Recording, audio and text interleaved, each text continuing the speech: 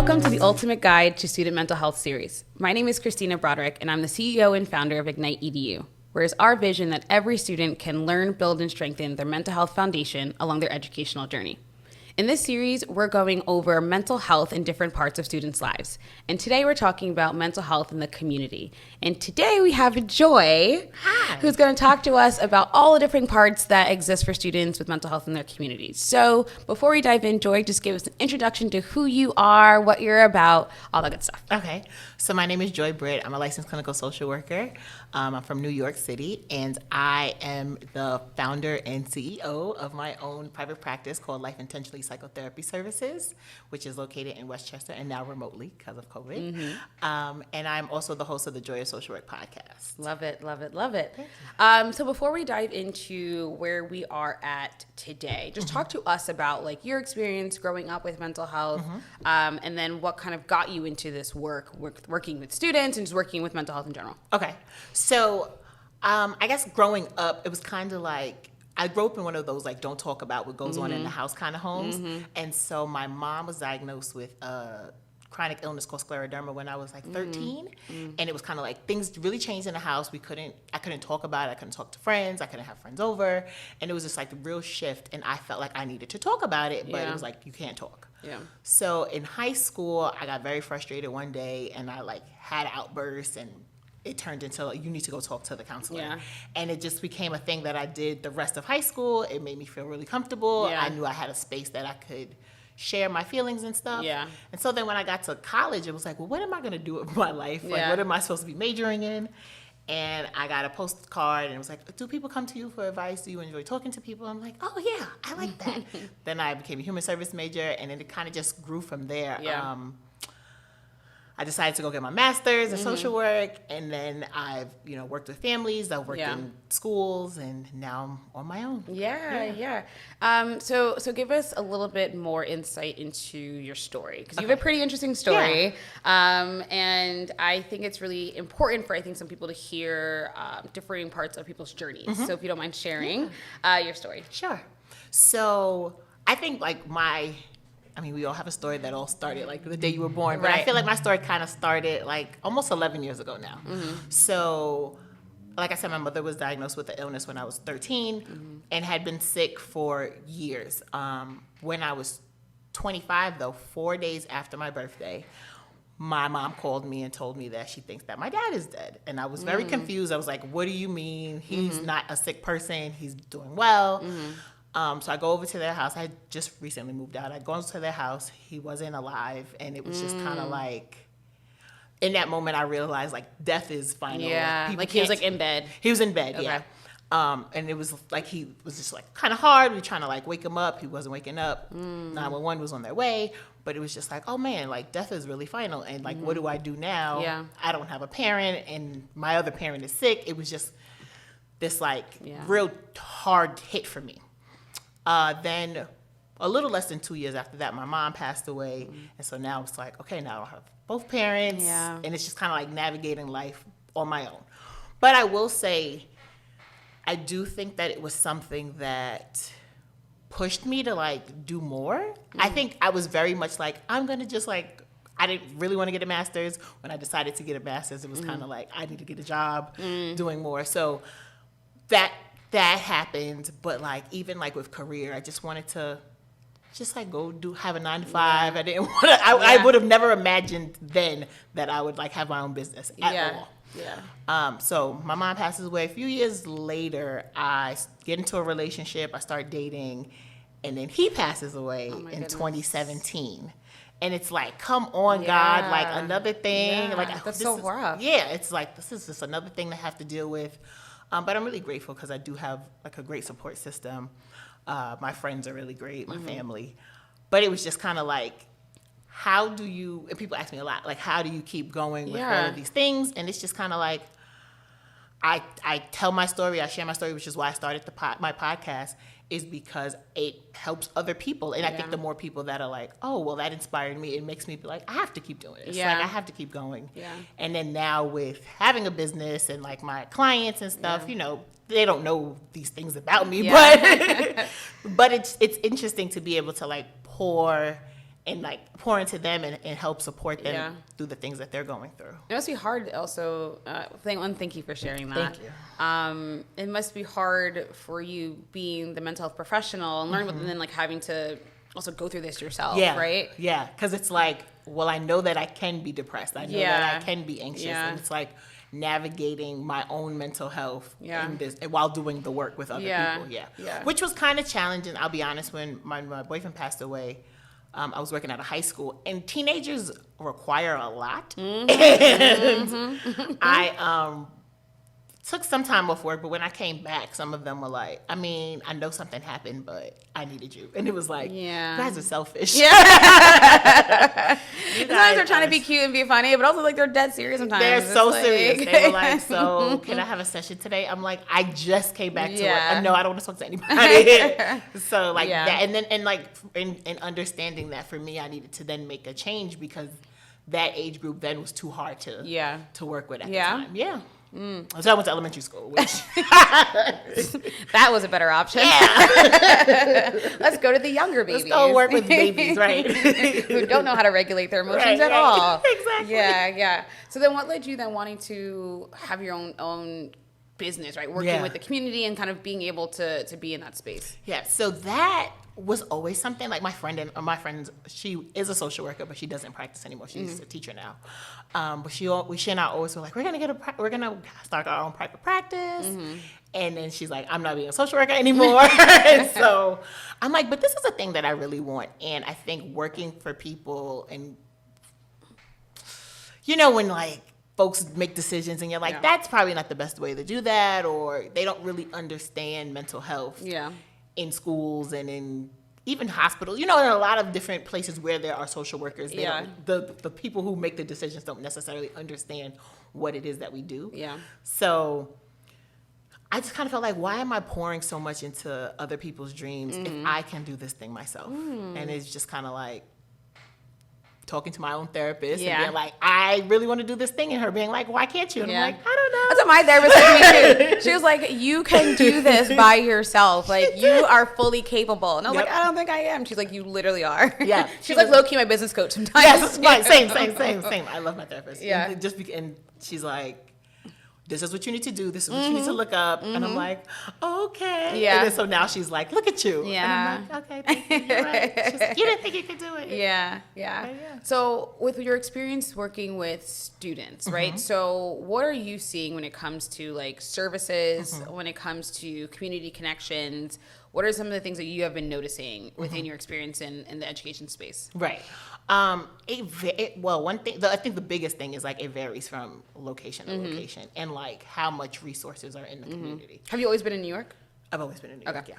So, but different parts of New York, different boroughs. So when I was working uptown in like Washington Heights area, Inwood, Manhattan, there were more resources for young people, and more money was being funded for like after school programs. And the high school that I worked at actually had a wood shop, so like kids had opportunities to help the teacher, sell furniture, and they would make us cutting boards all the time, like things like that. But then in the community that I just was working in Brooklyn, not as much services, but there were some, like there were still programs that came and picked up the kids and took them to like different trips, and they had like a swimming program and things like that. But what I did notice is that there's some, in New York City at least, in certain communities, in communities of color, there are lacks of services. Especially mental health services, would you say? Yeah. There's not enough people doing the work, I guess, and so then there's always like waiting lists and things like that. And it's interesting because I think there are things out there, but for people who are trying to like refer, it can get complicated. It can get very complicated in trying to like navigate it all and figuring it out. Exactly. You know? Here we have in Jersey something called like Perform Care. Oh, nice. Which is, that sounds nice. I don't even know what it is. I know, right? You're like, oh, great. That sounds like it does a thing. Essentially, I guess it's like a hub, right? You kind of like start there, and then they listen to whatever's going on, and then they kind of disseminate out into the community, right? Whatever type of services, right? So it's kind of like a central spot where they try to like, get the information, and then they take it over and they say, okay, we're going to connect you to this place, right? So that has been pretty helpful.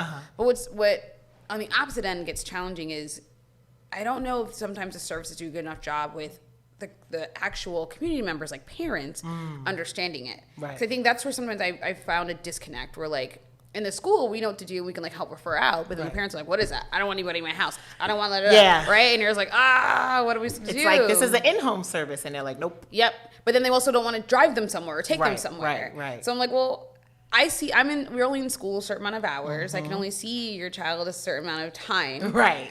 In order for this to really be beneficial and for your child to really get this help, this is what this can look like, right? Right. Has that been your experience in New York and stuff? Yes, very similar. And even like, well, can we bring it to the school? If we bring it to the school, will you come? Yeah. And that has helped. That has helped a lot. Yeah. Good. So we would have people from the community agencies, or even like there was a local hospital that they would come and they would do like workshops and stuff. But then the other part is like getting people to buy into it, and then timing, Yeah, it's a whole. If I work, can I come? It's a whole to do. Yeah. And it's the importance of all of it being so connected, right? It can't just be like the social worker working with like the service. Like it has to be the principal. It has to be like the dean. It's like all of this stuff. Exactly. Students they don't exist in silos. They don't exist in bubbles, right? There has to be this connection. That connection is important.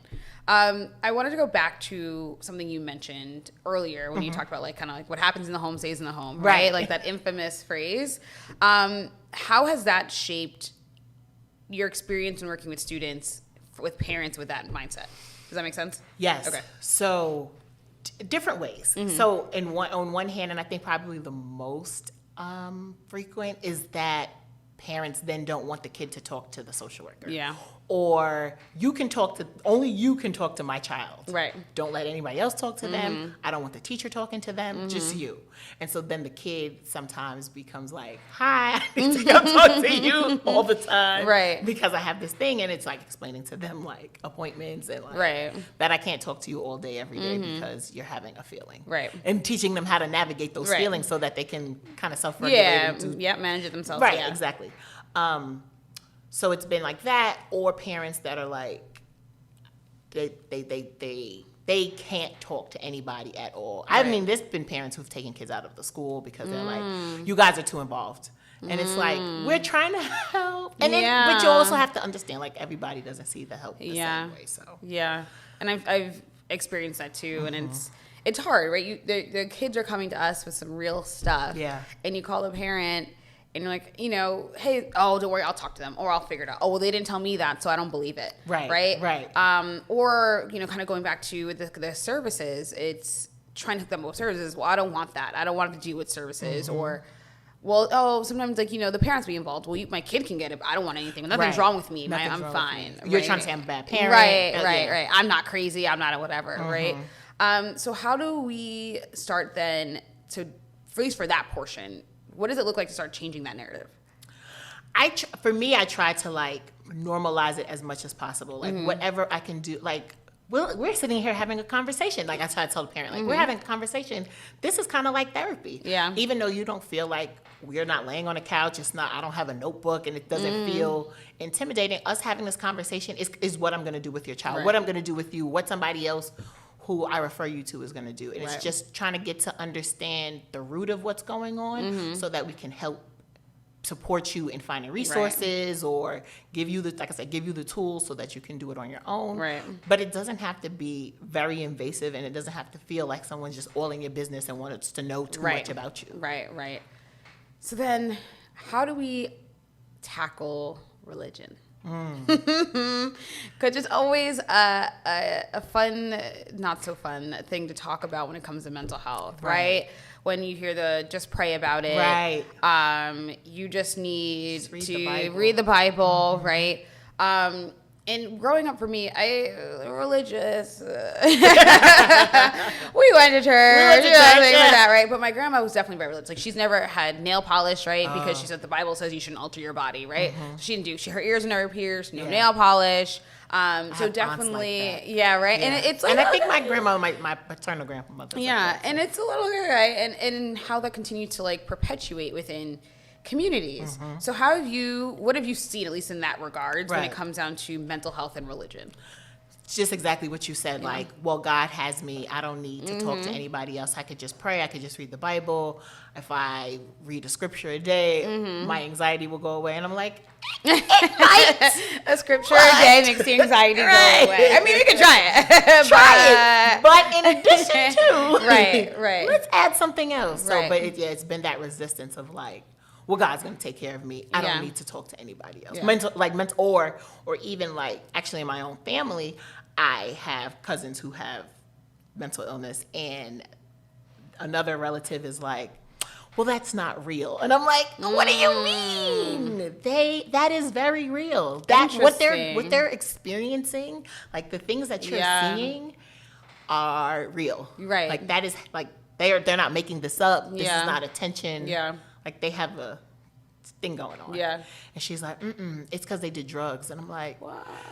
I mean, maybe like if they were on drugs in this moment, I could see that. Right. Or like maybe there's some effects, but I think that Right. there's something bigger than this. Right. But I think then for some people that means admitting that there is a mental illness in their family and that God didn't take that away. Yeah. Because they're super religious. She's super religious. And I see that with kids, as you kind of say that, where parents may say like, oh, they're just doing this for attention. Or like, and you're just like, even if it is, what's so wrong with getting them some help? Yeah. Like, why to help with that attention-seeking behavior exactly. then, right? If that's what it is. But I think it becomes an attack on them, right?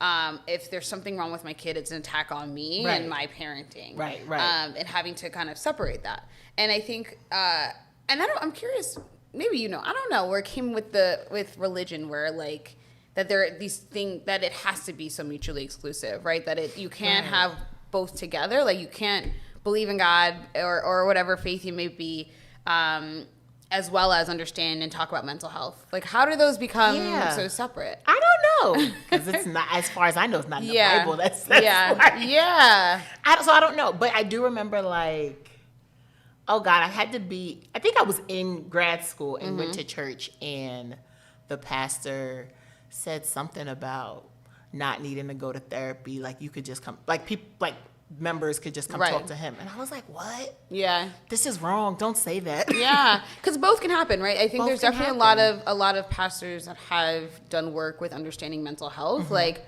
recognizing that it's not just being sad or whatever. Like it's actually a chemical changes happening in the brain, and there's actually like strategies you need to work on, right? But I've also heard comments from kind of the other end, right, where people have gone to like, how am I saying this right? Faith-based like therapists, and even in that good intention to kind of like marry the two things together, where it just ends up still shifting of just like pray, just continue praying and praying and praying, and praying, and I don't want to take away from prayer, because I think prayer is a form of mindfulness, right? It can be a form of gratitude, which ultimately can help your mental health. Right, exactly. But it's also I don't think helps people acknowledge and recognize the root cause as to what's happening. Right. To them. You know what I'm saying? It's an in the moment thing. It's not. It doesn't dig into. Yeah. So what do you think should be starting that shift and movement within that space of religion and mental health, especially for young people who are growing up in religious households or religious spaces that are having a hard time like differentiating, or how do they feel like they can feel heard within the religious community about their own challenges? Right. I think it would be cool if there was some kind of a mental health professional connected to every church that not necessarily, I guess provided services to the pastor or the priest and the members of the church, but also like maybe did workshops. I think anything that makes mental health seem less scary and more understandable, more like tangible, like people can like, oh, that makes sense to me. I think it just seems so far away, and like God is not in it because you're talking to someone else about stuff. Or even like what you kind of were saying about praying and the gratitude, like if you're complaining about being sad, then that means like you're not grateful for the things you do have, and they're not one and the same. Yeah, exactly. So I think maybe just having some kind of more education around it, more education, maybe even some like mental health workshops for like the leaders of the churches and stuff, so that they understand and they're able to recognize things in their like people who come to their church. Like if you're seeing like this person is always crying, maybe they just are moved, but maybe they have something going on and you need to ask them a question. And maybe you can handle it as a pastor, but maybe you need to refer them to someone else too. Yeah, I think that makes sense. It helps to make it more accessible, right? If it's something that's kind of already connected with the church, we're coming here 2-3 times a week. This is also something that's included within the church structure that also allows it to be more accessible to you if you need that resource, right? You need that kind of support and helps it not feel so separate. That makes sense. Yeah. That's a good idea. Yeah. One additional thing when it comes to when I think of mental health and students in the community is their actual environment, right? And how that plays a whole big fun game, right? I think of like ACEs and I think of like trauma. So talk to us a little bit about like how you have seen the impact of one's community on their development.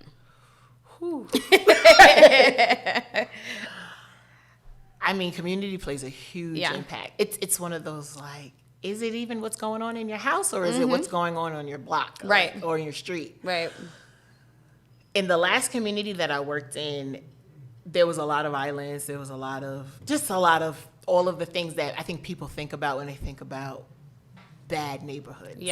And some of the students would bring that stuff in, whether they knew it or not. You know, they would come. Some of them were just like angry or sad, or just didn't know how to navigate those feelings. And it was just kind of like, well, someone got shot outside my house last night. And maybe I don't know the person, but like the gunshots kept me up. You know, so it's so, community. It's a heavy. It is. Heavy, the first time I really, it was actually my first time in education. I was out in LA working on Watts, and it was just very eye-opening for me. One, when I get there, like you're taking a tour of the campus and they're like, on this side of the school is this gang, on this side of the school is this gang, and this gang is over here, right? The staff, they're just like letting you know, right? But then even the students, like one, they're getting recruited for gangs in like 5th, 6th grade.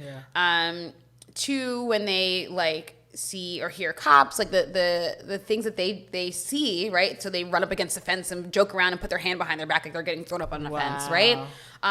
Two, the actual violence that they see, right? Where they're on a playground, they're playing and they see someone pull out a gun and shoot someone and everyone has to run inside and it's a whole big thing, right? How often within their own spaces they know of someone that has died from gun violence and stuff, and how that has a true impact on their mental health. And it's like, knowing that in those schools, right? And then it's like, well, how are we not attending to that intentionally?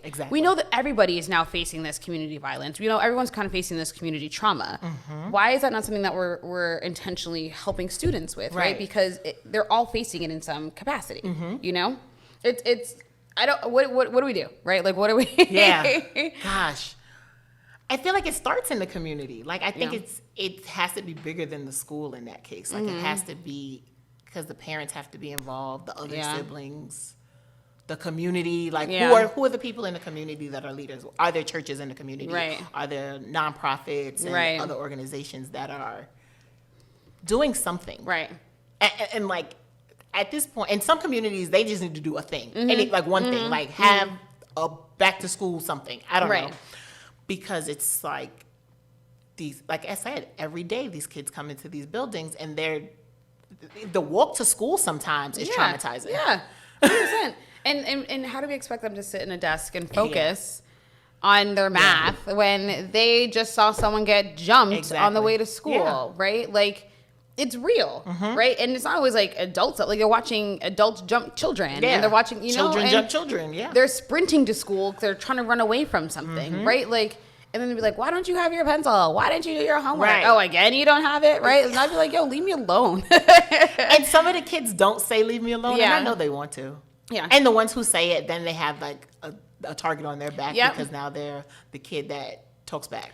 And then it's like a disciplinary thing, right? And then there's consequences. So it's then me as a social worker in the school who's getting called like such and such is being disrespectful. And it's like, we don't do enough of taking a step back to ask why.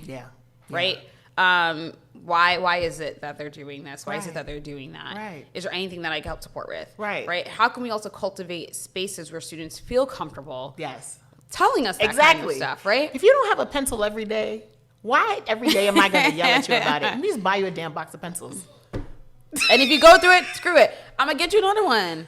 Like, there are just, I think, stronger things to focus on and worry about when it comes to development. And it's not so much that, again, you're teaching them to not be responsible or teaching them whatever because they can't show up. But in both of our experience, you probably know that more often than not, people are not asking why. Exactly. They're not. Oh, they may ask why, and I forgot. Oh, well, you seem to be forgetting a lot. Like, let's have a chat after class just so we can, like, make sure we can set some things up, right? It just, like, it just becomes a whole big thing. And I get it because teachers are stressed out. They worked out. They got a class of 30 kids. It's hard to just focus on one. Like, but again, it's all of it is so connected, right? And I think in the short term, I think it's frustrating. But if we can get these things in place in the long term, there's actually more benefits. Exactly. Yeah. No, but no one's thinking long term when like such and such didn't have a pencil again. Yeah, and that's why for me the work that I do is so important because I talk about this all the time. When mental health in general, we're very reactionary, right? We kind of wait until something happens. You probably say like the students we see are students when there's an issue, and then we get tapped in to do it, right? Yes. And it's like, well, what about the rest of the students? Like, how can I make sure that they all understand their mental health? They're all like understanding what skills and strategies they need to learn about their emotions because we all have feelings, we all have stuff, right? Right. But when we say that, or we go to people and we try to talk about it, it's like, well, you can do like a workshop. Yeah. How about you just do like one of the like, community lessons or something? Yeah. It's like, that's not how this works, right? Yeah. Or even teachers, want to do it in one space. Like, oh, can you help my class? Like, I really want my class to like start doing something. I'm like, sure, I'd love to, but recognize that you're not going to see the full benefits because once they leave your classroom, it's not happening anywhere else. Right. Once they leave the school building, it's not happening anywhere else, right? And I think if anything now with, being in a global pandemic and shifting into this like virtual learning space, community has become so important, right? Because now school is no longer the structure that we once knew it to be. Right. It is now shifted and changed so much. Yeah. So when it comes to, again, thinking about like services, how can we as a community really start coming together and having these fruitful conversations so change starts to happen, right? So our young people can feel like they can thrive, right? And that we can have these kinds of conversations. Right. I don't know. There has to be, there just has to be a conversation, I feel like, from the people in the community of like, there has to be more resources. There has to be programming, especially because a lot of kids aren't going to go to school, go to the physical school building anymore. So like, what can be in place? Is it just a virtual thing? Are we able to create in-person spaces so they can still have their social and emotional skills? Are they interacting with other peers? And how can we do that safely? One, because of the pandemic, and two, because of some of these communities aren't safe. So like, how can we still create these places for them if they're not going into the building? Right, and continue to do it. I think it's also gets hard is that programs start and things in the community start, but they don't always continue on. Or they're limited funding, so they're only allowed a certain amount of students, right? Or one thing that really gets me sometimes about services is there's like a GPA attached to it, and it's like, well, you have to have this kind of grade or whatever to get access to whatever. You have to be this kind of student, and I'm like, so then what? Why are we just like excluding all these other students who need it? That was one thing that like really like boggled my mind when it came down to like understanding like programs, but I'm like, how do we then build up those students who maybe are not at that GPA or whatever, so that they can eventually become that kind of student that you would quote unquote want in your program? Right. Who's doing what's happening with them? Exactly. What's going on? Then I was thinking about what you were saying about it has to be a program that continues or something that continues. I think we have to stop looking at it as like, a reaction. I feel like some of these programs happen because there's a reaction to a thing, and realizing that like mental health is important for all people, especially kids, especially now. Their whole lives have shifted in the last few months in a way that I don't know that anybody's really asking some of them these questions of like, how are they feeling and really getting into that stuff.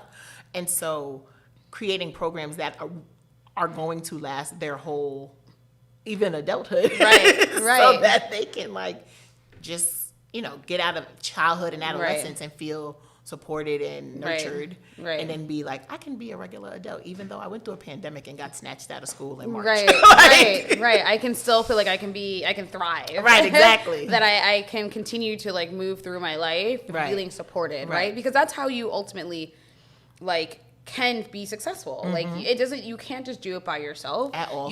There has to be different levels of protective factors in place, and a lot of that comes from that supportive community. And it's really hard when, and you might have seen this too, where like the kids are 12, 13, and they are just already getting so wrapped up in the community.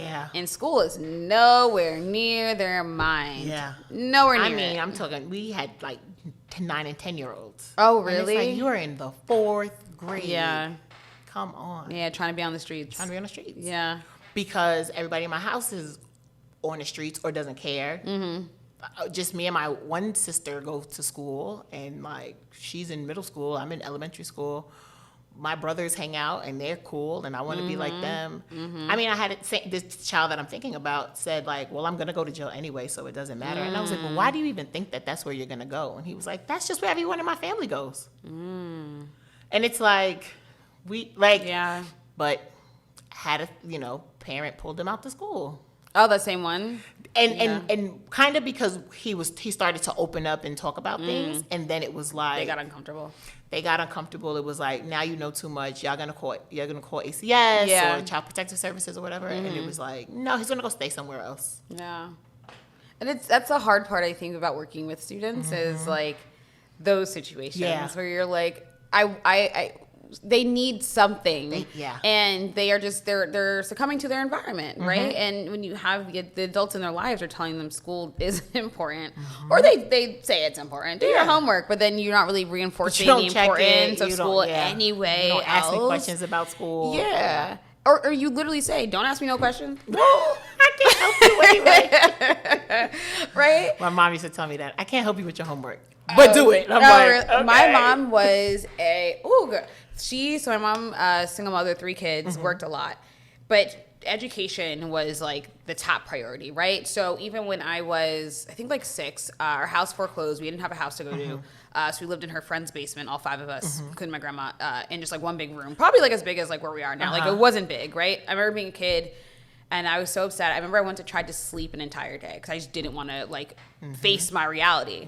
It didn't work. I think I woke up with like, no matter how hard I tried, I was just like not waking up. But even then, my mom was still sending us to Catholic school because in the town I grew up in, the public school was not great. And she was like, I can't afford for us to go live someplace else, but at least I can try and put pennies together for you to go to this Catholic school. She always owed money. Was never on time with the tuition payments, right? And everyone's telling her like, you're crazy. Take them out of that private school or Catholic school, put them in the public school. You'll get so much more money back. Like, you don't even have a house right now. What are you doing? Right. And she's like, I know what I'm doing. Yeah. Right. But it's, I don't remember where I was going. I lost the train of thought. But the importance of like, that's where it goes, homework. Yeah. So even when she was like working a lot, right? I remember we had to lay out our books stack them on top of each other, our homework. And then the top one had to be our agenda. So she had to know what we had to do. And if we had something wrong, if we skipped over something, no matter what time, get up, go downstairs. This is wrong. Erase it, fix it. 2:00 in the morning, she's like, you're not going to school like this. And she would tell the story that like her friends at work would be like, Marlene, why are you doing that? If they get a 0, that's them. Like, they're the student. She's like, no, that's not what this is. Like, I'm not having my children go to school thinking they can just do subpar work and, like, it's fine. That's not how life is. So it was beneficial, but I recognized. So for me, it was, like, really weird. Well, now I'm going into, like, spaces with students as the adult. I'm just like, these parents, I'm like, y'all just don't, no? No? You just throw up with your hands and you're like, well, what do you want me to do? Anything. Something. Yeah. It's challenging. Kids would be like, you want to read this? And I'm like, ooh. Who looked at this? Yeah. Nobody. Oh. Yeah. Or something I had when I was in working with 3rd graders, a parent did their 3rd graders math homework and then tried to lie about it. And I'm like, 3rd grade handwriting is very particular. Yeah. This is very neat. Right. And I've seen this children's writing. Exactly. It's like the same. April. Like, I've been seeing this kid's work for a very long time. And it's like, no, I didn't do it. Yeah, you did. 1, this kid doesn't know math. 2, this handwriting. Right. So it's like that mix of like, you try to be slick. Nobody don't do it for them, but help them. Think about what you're teaching them. Yeah. What is that teaching them? Right. My mom's just going to do it. Then they get older, be like, my mom's just going to handle it. Yeah. Or they'll find somebody else to handle it. Yeah. So where do we start, right? And I know I've kind of said this already, but I think now when we've kind of dove into like talking about education, talking about religion, talking about the home, talking about like the community environment, right. Where do we start? Like, what has to happen for all of these pieces to start like coming together to go in the puzzle? Right. I think the important part is realizing that they all go as part of the puzzle. Like, I think that's step one. Fair. That's fair. Like that. I think everything feels so disjointed. So disjointed. Yeah, like school talks to the family, but is the school talking to the church or the community center or whatever after school program that the kid is in?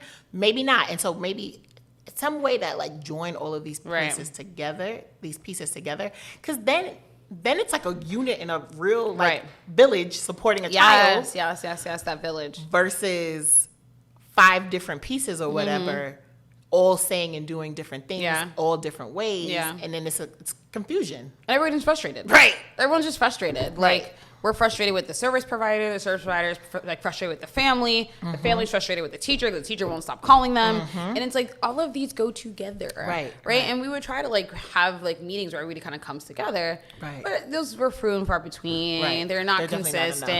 And then again, who else is involved in the student's life? And how can we get everybody at the table, right? But also how it's not feasible to do that with every single student, right? So then how can we do this on a bigger scale, right? What does that look like? Is it having like actual community meetings where you have all of the representatives from school districts coming, all of the community organizations coming, all of the church leaders coming, right? The bodegas, like, come together. Because you see each other. You are all interacting with these kids at some point in a day, maybe multiple times a day. Yeah. And even like in changing, right? The school is maybe not just for the kids, it's for the community members too, right? The parents can come and take language classes or if you want to have lunch sponsored by the market down the street or something, right? Yeah. And you see that person you go and get breakfast from every morning and you're late to school, but now they're at your school, like, and you're so excited, right? That is kind of how you kind of start, I think, to help and help students recognize that everything is connected. We're all here to support you. We're all here to help you grow, right? And that it doesn't We're all speaking the same language and have the same vision and mission for you. And we also want the student to be a part of that. You want them to be a part of their life. Yeah, but I think you're right that it has to start with this awareness and then then once we all got it, right, we're all kind of on the same accord. Right. We all understand, right, hey, mental health is a thing, supporting the child, the social emotional portions of it. Like, it's not just, the physical components of, like, whatever. Now, once we got the awareness, how can we now continue this conversation together for all of the young people within our community? Right. It's challenging, though. It is. It's challenging. It's a lot of work, and I feel like it's, like, new. Even new in a way of, like, the conversations happen and then they stop. Right. They only, like I said, they're reactionary. They happen when there's a thing. Right. And then we don't talk about it anymore. Yeah. And it's like, it's forever. Or there's a competition. Yeah. There's all this competition between community programs for students, right? And it's, why? Because there's not enough money. So everyone's fighting for the money. That's a good point. Yeah. You always follow the money. That's what they say, right? Follow the money. If you want to know where it's the issue, follow the money. Follow the money. So do you have any final thoughts or advice for people who might be listening in when they're maybe either trying to seek out services, right, for their student or for our student? How do they go about looking for services? Like, what does it look like to get involved within the community for their mental health? That's a great question. I say that if you're a student and you're trying to find some stuff, ask your friends. I feel like word of mouth and are your friends in anything? And maybe think about the friends that you're asking, not necessarily the friends that are not doing things, but if you know that people are a part of something, ask them what it is. And even if they're not your friend, maybe there's somebody you just go to school with, inquire. And then do a really good Google search and see what's in your community, or maybe the next community over, something that you can get to that's accessible. Yeah, I heard TikTok is good. There's actually community providers on TikTok. I heard that. TikTok. There's therapists on TikTok doing things. Yeah. I heard TikTok is not just videos. Yeah. They're my friends no, I've learned a lot from TikTok. I'm like, I know. Why do you have people are trying to get me to make a TikTok. I'm like, another time. Yeah. And then I would say for parents or people in the community, same. Do a good Google search, ask people. And if there's not a thing, create it. I mean, like if a group of parents say like, hey, we want to provide, I don't know, we want to have a therapist come run groups for our kids. Right. Find a local therapist, ask them, say like, hey, we're a group of parents. We have 10 kids. Can you come do some work with them because they've been in the house since March and are driving us crazy and probably are driving themselves crazy? Yeah. Can they like have a few sessions before school starts or during the school year? We'll pay you. We can't really pay you, or maybe we could pay you like $10 a kid. Will you do it? I'm sure somebody will. Right. Like I'm sure somebody will be like, yeah, actually I could do that. Like I could take an hour out of my week to run a group for kids. Yeah.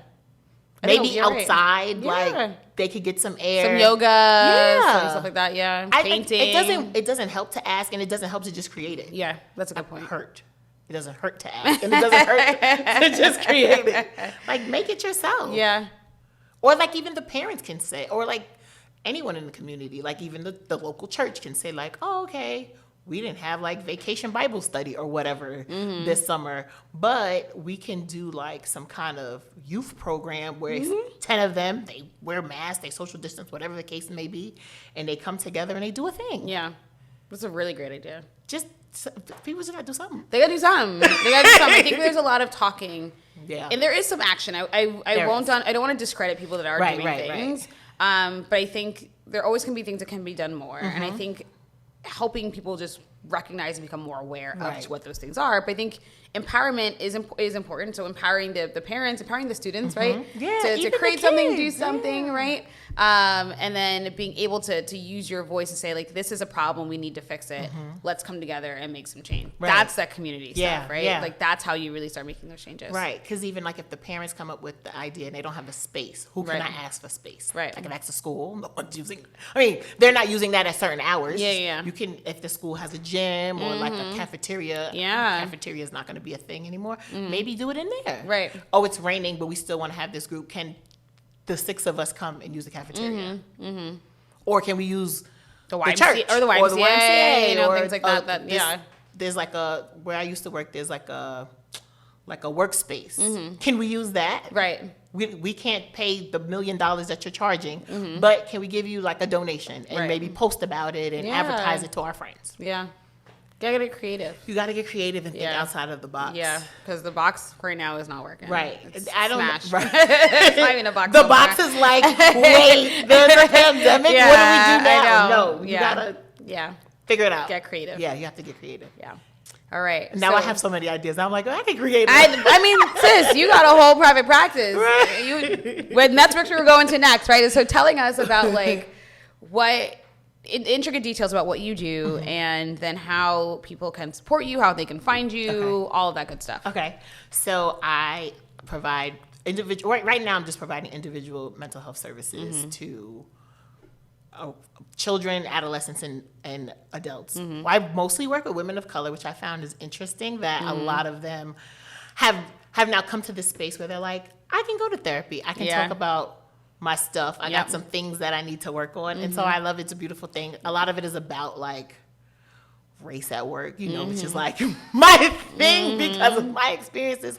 So it's just been, you know, giving people a space to be seen and to be heard, because some of us grew up in these you can't talk about it homes. And so now it's like, I need to talk about this stuff because whether I dealt with it when I was 6 or not, it's coming back up. Yeah. And so like, now what am I going to do with it? How am I going to not keep experiencing these feelings or these same situations? Yeah. So that is what I do. You can find me on, I'm on like all of the sites. You just look up Joi with an I, Britt. Yeah. I'm on like Therapy with Black Girls, Psychology Today. Or you can look up Life Intentionally Psychotherapy Services. Love it. And then your podcast, right? Yes. And that's about, some things you talk about in your podcast?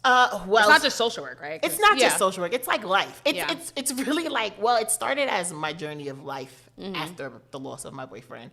And it's just been kind of like what we talked about earlier, like being a social worker and providing mental health services while also dealing with my own mental health and like what that has looked like, and then just like life, like dating and money and friendships, all of it, all of it, and like normalizing that like I talk about my therapist and I, you know, it's normalizing those conversations. Like therapy is not a scary thing. It's really just talking to a person about your stuff, yourself. Yep.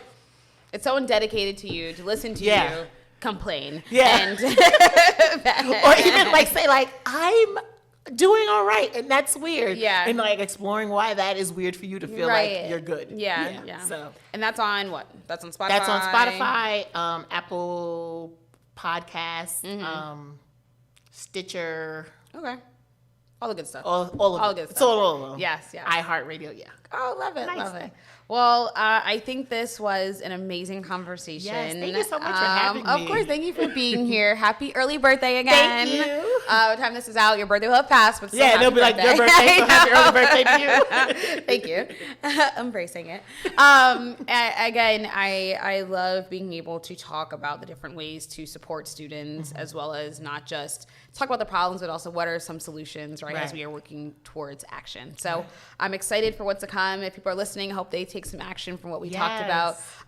And we'll see what's coming up next. Yeah. All right, bye. Bye. Thank you. Make sure to grab your copy of the Ultimate Guide to Student Mental Health workbook or enroll in our Student Mental Health online course.